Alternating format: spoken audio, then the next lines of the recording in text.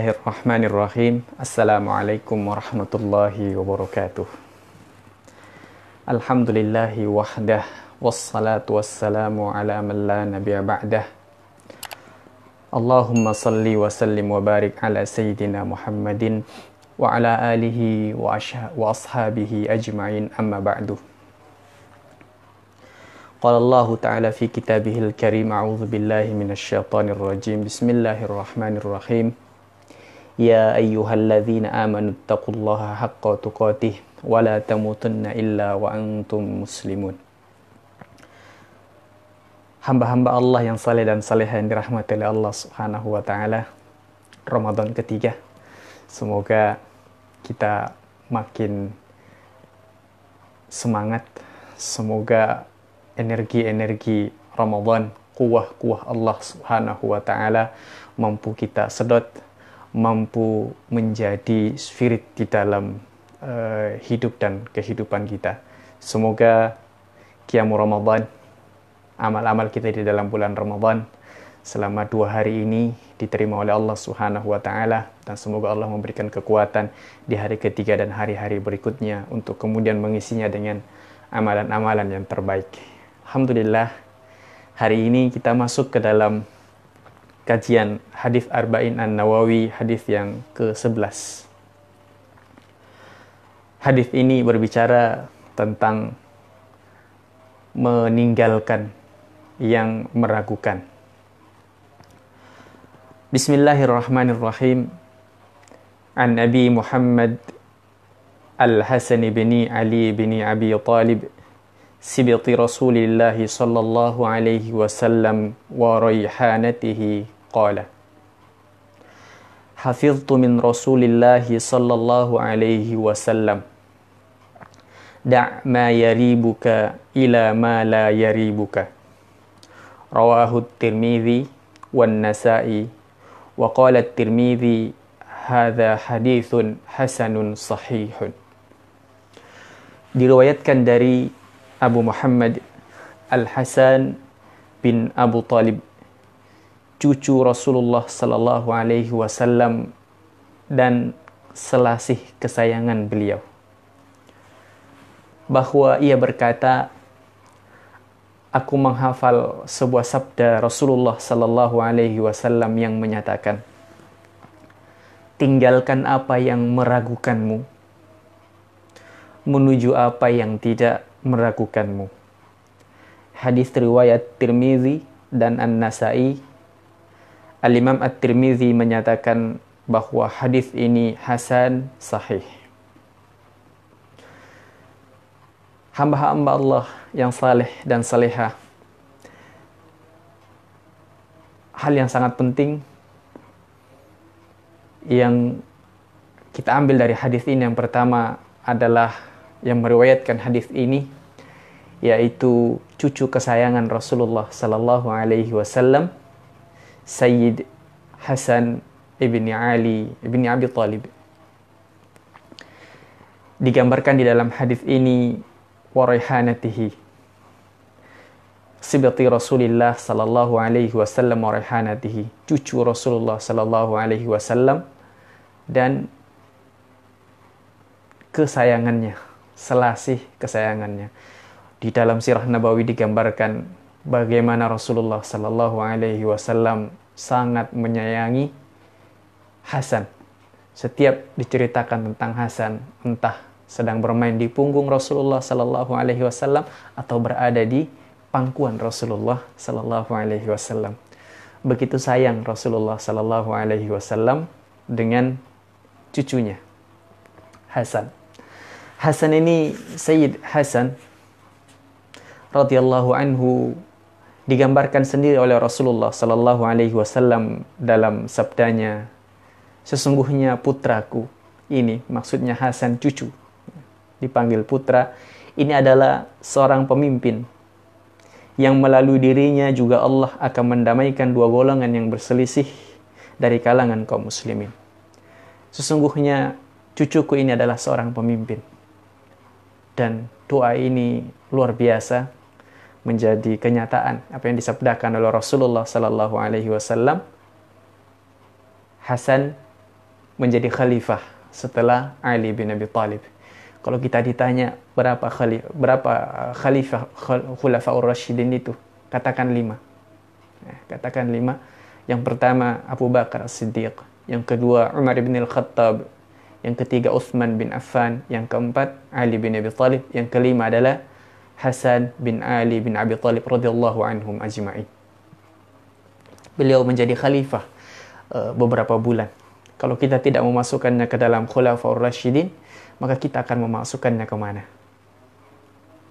Beliau menjadi khalifah, beliau menjadi pemimpin.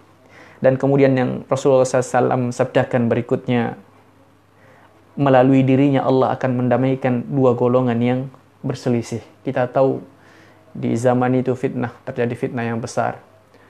Terjadi perebutan kekuasaan yang luar biasa, banyak memakan korban kaum muslimin. Sampai kemudian hadirlah seorang Sayyid Hasan radhiyallahu anhu yang kemudian mendamaikan. Kalau kita membaca proses pendamaian ini sungguh sangat luar biasa. Berstrategi tinggi, berwawasan panjang, sangat visioner sekali. Melalui tangan Hasan, umat ini kemudian bersatu kembali setelah ada perselisihan yang begitu panjang. Kalau kita melihat isi hadis ini, da'ma yaribuka ila ma la yaribuka, tinggalkan apa yang meragukanmu menuju apa yang tidak meragukanmu. Al-Hasan ibni Ali ibni Abi Thalib telah mencontohkan kepada kita, perselisihan, perpecahan itu adalah hal yang meragukan. Lalu beliau kemudian meninggalkan itu menuju yang tidak meragukan, yaitu persatuan dan perdamaian. Hasan ibni Ali bin Abi Thalib sudah mencontohkan kepada kita bagaimana melaksanakan hadis ini. Hal penting yang kedua yang kita bahas, mengapa Islam ini begitu menekankan kepada kita untuk berpindah dari hal yang meragukan menuju yang tidak meragukan. Di antara yang menjadi jawaban pentingnya adalah bahwa agama kita ini bukan agama yang ragu. Semua pilarnya, semua komponen-komponen agama ini tidak ada yang membawa umatnya kepada yang meragukan. Mari kita lihat.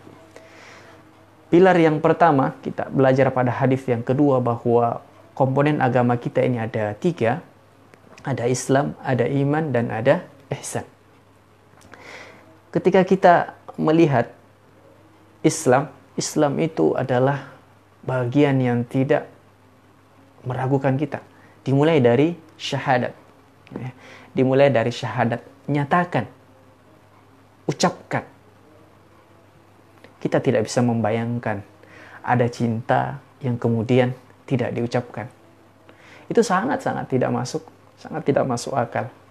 Sangat banyak sekali kisah, misalnya ada seorang lelaki yang jatuh cinta kepada seorang wanita, tetapi kemudian karena dia tidak berani mengungkapkannya, maka dia selalu berada di dalam keraguan. Dia selalu berada di dalam keraguan sampai akhirnya dia kemudian ditikung oleh orang lain kemudian mendahului. Kenapa? Karena dia selalu berada di dalam keraguan. Karenanya kemudian Islam pertama kali pilarnya adalah syahadat. Cinta itu harus diungkapkan. Karenanya kemudian pernikahan itu adalah hal yang sangat penting di dalam agama kita untuk menghilangkan keraguan. Untuk menghilangkan keraguan. Bahkan di dalam pernikahan itu diatur sedemikian rupa anak itu dinasabkan kepada bapaknya, bukan kepada ibunya. Kenapa demikian?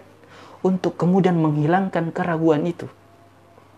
Untuk menghilangkan keraguan itu. Anak itu cuma satu bapaknya. Cuma satu bapaknya. Boleh jadi, bisa jadi bahwa anak ini mempunyai beberapa ibu.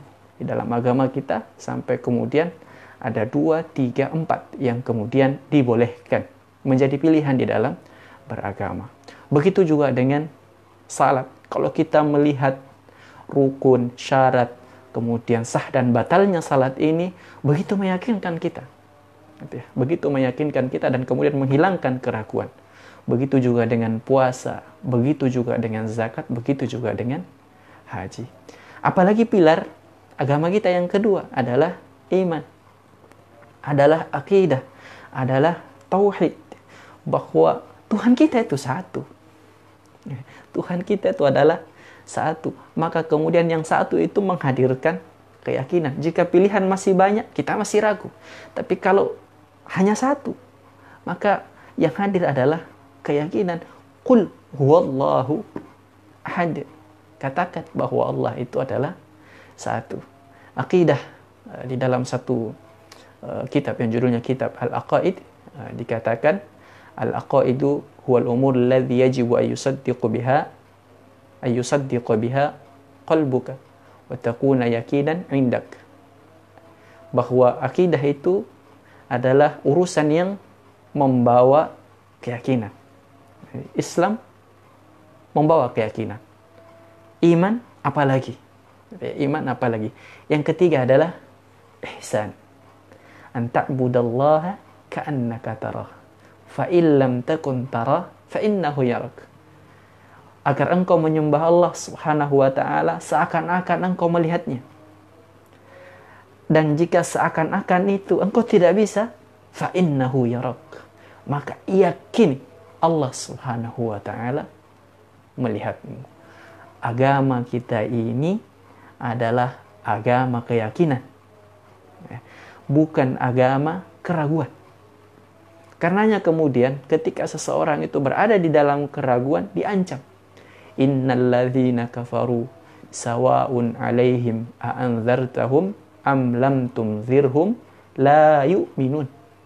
Sesungguhnya orang-orang kafir itu apabila engkau peringatkan atau tidak engkau peringatkan sama saja. La yu'minun. Mereka tidak yakin. Tidak yakin artinya ragu-ragu. Ragu-ragu digambarkan innal ladzina kafaru. Mereka semuanya adalah orang-orang kafir. Bahwa agama kita ini adalah agama keyakinan. Itulah yang menyebabkan kita harus segera berpindah jika sampai pada hal-hal yang meragukan. Yang terakhir, yang menjadi poin penting daripada hadis kita ini, bagaimana caranya berpindah dari hal yang meragukan menuju hal yang tidak meragukan atau meyakinkan kita. Banyak pola yang bisa kita ambil. Di antara polanya adalah di dalam Al-Quran surah Al-Asr. A'udzubillahi minasyaitonirrajim. Wal 'asri innal insana lafi khusr illa alladzina amanu wa 'amilus shalihat wa tawasaw bil haqq wa tawasaw bis sabr. Demi waktu, demi masa, sesungguhnya insan itu betul-betul berada di dalam kerugian. Apa kerugian ini? Keraguan, kekufuran, kemunafikan. Sampai kapan? Illal ladzina amanu. Sampai kita ini mampu menghadirkan keyakinan di dalam diri kita. Apa makna illal ladzina amanu? Ilmu. Kenapa orang mudah sekali ragu? Karena tidak ada ilmunya. Kenapa orang sebentar-sebentar ragu? Karena kurang ilmunya. Di dalam syarahnya dikatakan bahwa hadis kita yang ke-11 ini adalah penjelasan daripada hadis yang ke-6. Hadis yang ke-6. Innal halala bayyinun wa innal harama bayyinun wa bainahuma umurun mushtabihat. Agama kita ini halalnya sudah jelas, haramnya sudah jelas, di tengah-tengahnya ada yang syubhat. Tinggalkan yang syubhat itu. Syubhat itu adalah hal-hal yang samar, karena samar kemudian meragukan. Kenapa kemudian muncul hal-hal yang samar? Karena kita kurang pemahaman tentang yang halal, kurang pemahaman tentang yang haram, akhirnya kemudian kita mudah terjatuh ke dalam yang syubhat. Ilmu. Inilah cara yang pertama yang membuat kita bisa keluar dari keraguan. Subhanallah. Agama kita ini adalah agama ilmu. Al-ilmu qabla al-amal. Amal itu harus didahului dengan ilmu. Amal yang tidak dilandasi ilmu akan berkurang, bahkan ditolak oleh Allah Subhanahu wa ta'ala. Yang kedua, wa amilus salihat. Agar kemudian kita ini tidak berada di dalam keraguan, justru berada di dalam keyakinan, ilmu itu, keyakinan itu harus menjadi amal, harus menjadi perbuatan, harus menjadi tradisi, harus menjadi kebiasaan kita. Kalau hanya berada di dalam kepala kita, berada di dalam hati kita, tetapi tidak keluar di dalam perbuatan, maka lama-lama ilmu itu juga, keyakinan itu juga bisa membawa kepada keraguan. Maka laksanakan, maka biasakan, maka tradisikan. Al-Ustadz Abdullah Said, pendiri pesantren Hidayatullah, mengajarkan bahwa nyatakan apa yang sudah engkau amalkan. Sampaikan saja apa yang sudah engkau rasakan. Sampaikan saja apa yang engkau rasakan. Langkah pertama, ilmui. Langkah yang kedua, amalkan. Langkah yang ketiga, watawasau bil haqq. Sampaikan dengan cara yang benar, watawasau bis sabr. Tapi ingat, menyampaikan dengan cara yang benar itu belum tentu diterima. Akan banyak penolakan, akan banyak rintangan. Maka bersabarlah. Maka bersabarlah. Jika kita sudah menyampaikan dengan cara yang benar, bersabar, insya Allah setelah itu akan hadir keyakinan. Ketika para sahabat, ketika orang-orang beriman bertanya kepada para rasul, kepada Rasulullah sallallahu alaihi wasallam, mata nasrullah? Kapan datang pertolongan Allah Subhanahu wa taala? Mereka diminta untuk bersabar. Ala inna nasrallahi qarib. Bersabarlah, pertolongan Allah itu sangat dekat. Dan ketika mereka kemudian bersabar, maka datanglah kemenangan. Semoga Allah Subhanahu wa ta'ala memberikan taufik hidayah maunahnya kepada kita semuanya, untuk kemudian menghadirkan keyakinan dengan ilmu, untuk kemudian menjaganya dengan amal, untuk kemudian membaginya, mengembangkannya, mendakwahkannya dengan cara yang benar dan dengan cara yang sabar. Di dalam bulan Ramadan ini waktunya kita kemudian memperbanyak ilmu. Ramadan ini adalah bulan ilmu. Yang kedua, Ramadan ini adalah bulan amal. Kita perbanyak amal-amal yang saleh. Ramadan juga ini adalah bulan dakwah. Maka mari kita menyampaikan agama ini dengan cara yang benar dan dengan penuh kesabaran. Subhanakallahumma rabbana wa bihamdik. Nasyhadu an la ilaha illa anta nastaghfiruka wa natubu ilaik. Al-afwu minkum. Wassalamualaikum warahmatullahi wabarakatuh. In der Nacht vor allem an den Alpen noch Schnee.